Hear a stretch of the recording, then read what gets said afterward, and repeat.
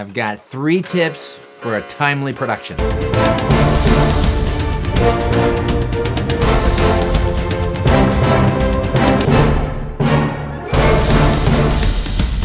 If you want to learn more about our 7-point process, head over to lumen.tv/institute, and you can sign up there, check it out, see the online community, grow, and go deeper than beyond these podcasts into the weekly Q&As and even a one-on-one mentorship. So today, let's talk about scheduling.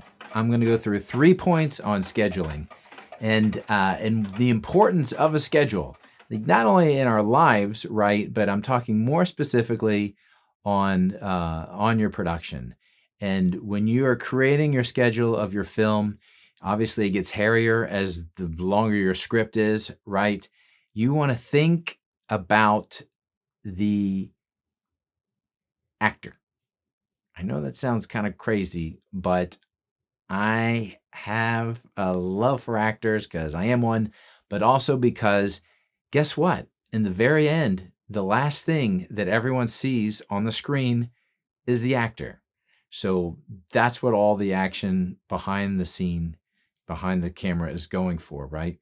So we have to think about them. It's not only just about whatever, there's lots of important details, all right? Other people have to be involved. But I'm just saying this comes down to, when you've got critical scenes that are really important, it's we schedule those a little bit later in the production, right? I mean, if you can, if for some reason and all the other elements that are working against you don't allow you to do this really intense moment later in the production, well, then maybe you're going to have to push that forward.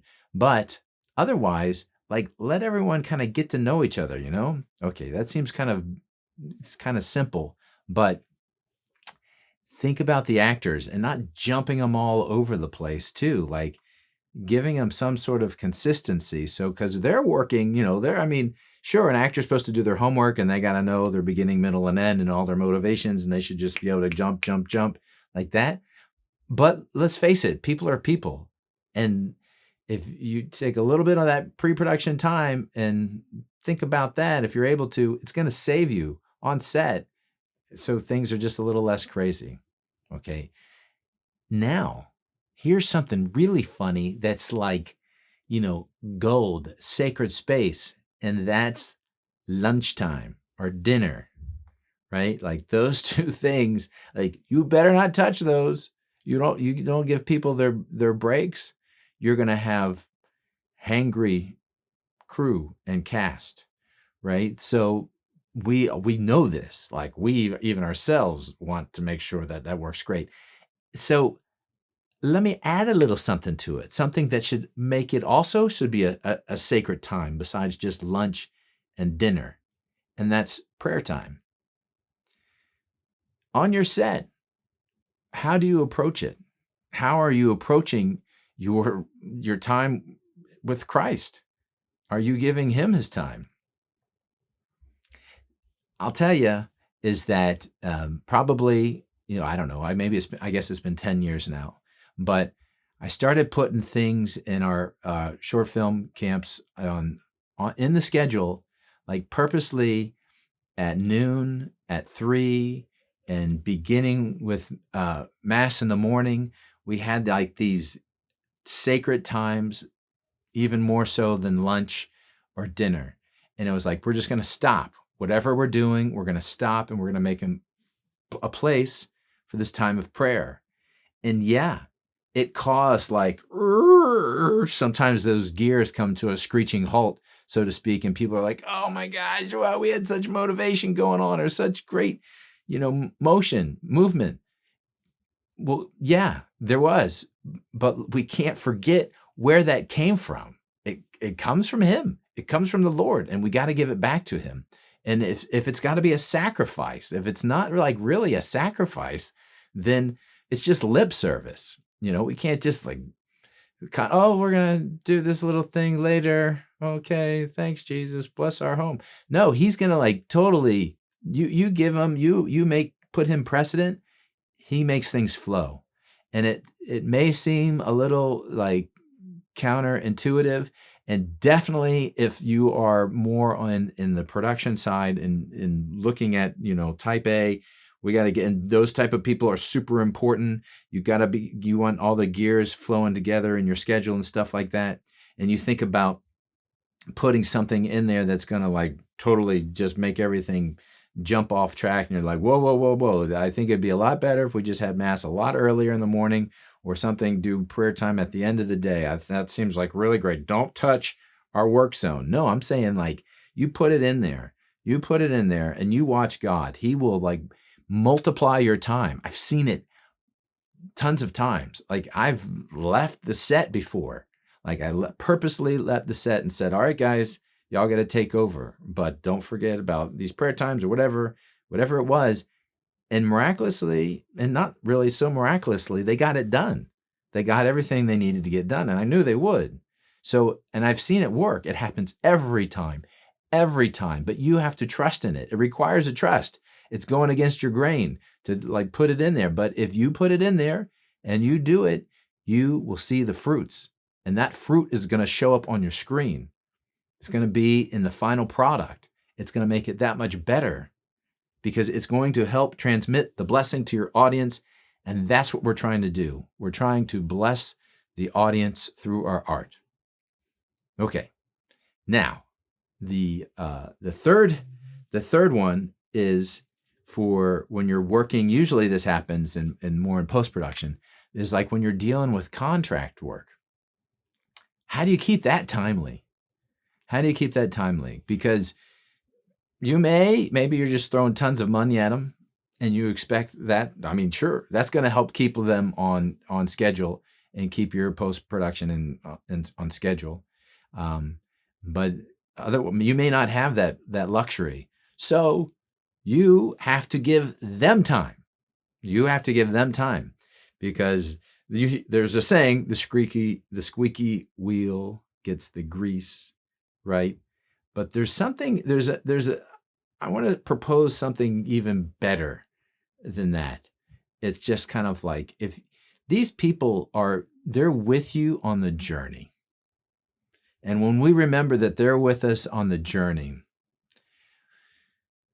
I think we become a little more compassionate and not so much frustrated. They don't want to work against you. And the same way, they want to work with you. They want you to be a happy client, right? So, but you have to give them that time. You have to like befriend them. And friends do things for each other. They know you're not a tyrant. I think it makes a difference. Just building friendships with everybody. Show them the love of Christ. And sure, maybe someone's going to take advantage of you. I don't know. That's possible. That happens. I've seen it a lot. But you will find out who they truly are. And then you're going to use them in the future, right? And there's people that you're not going to use again in the future who take advantage of your kindness. God didn't call you to be a doormat.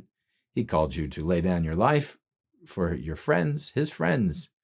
Lay it down for him. But he's also at the same time, that doesn't mean like you're a doormat. You don't like take abuse over and over again. The old saying is like, first time, shame on you. Second time, shame on me, right? So you follow that. Of course, it seems simple. And here's something else too. Don't put your contract work people in a pickle. I talk with one of my music guys about this all the time. And because music's always last. And so there's always a rush at the end. So he always feels that strain to get the music done in a shorter time. Like I thought I was going to have a month to do this music. And now I only have 2 weeks or 3 weeks or a week. What's going on? Like people can only produce quality when they have enough time to do it. And a lot of times, it's good. We have to have deadlines and scheduling and set all these things up. And like, we're going to get it done by this date.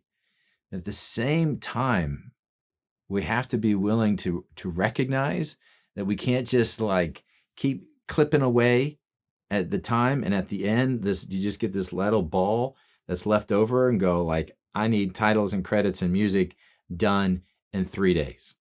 Good luck, because we spent too much time on effects and we spent too much time in ADR and sound, whatever. No. I mean, you can do that if you want, but you're going to reap the benefits of giving your music guy, giving the people the time they need, even though it pushes your production further out. But that's part of that scheduling, I think, going back to like scheduling in the prayer.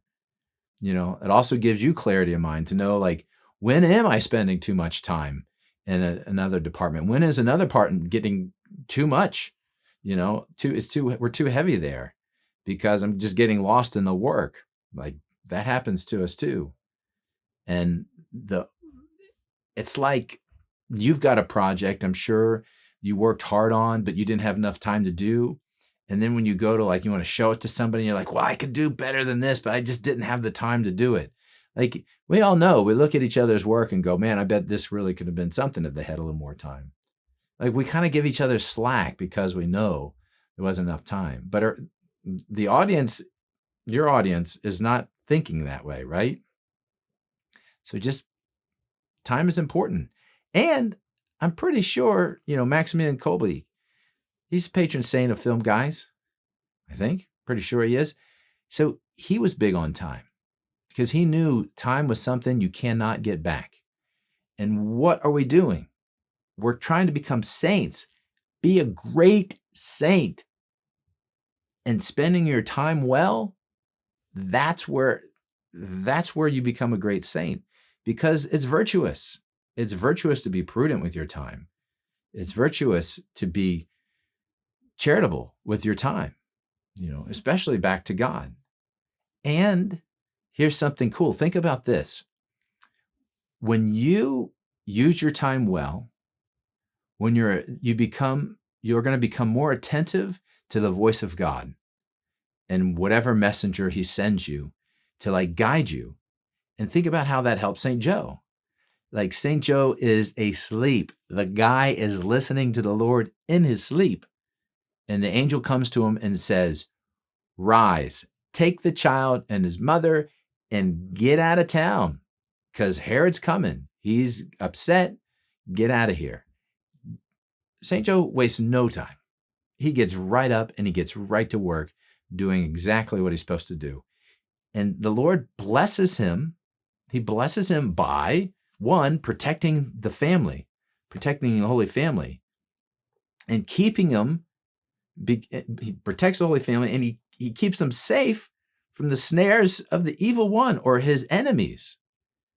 So those people who out there who are nefarious, okay, whatever their issues are, they're not happy, and they want to make other people's lives miserable. It's just for them. That's just how they live, whatever. But the Lord will protect you. He will guide you, but we have to listen, and we have to be quick to act. Okay, we have to be quick to act and respond. And sometimes it may not make sense.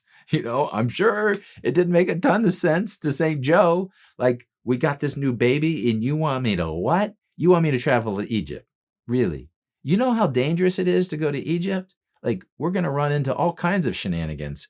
Maybe I should just take my chances here and try to, duck around and miss Herod. No, St. Joe, he didn't question it.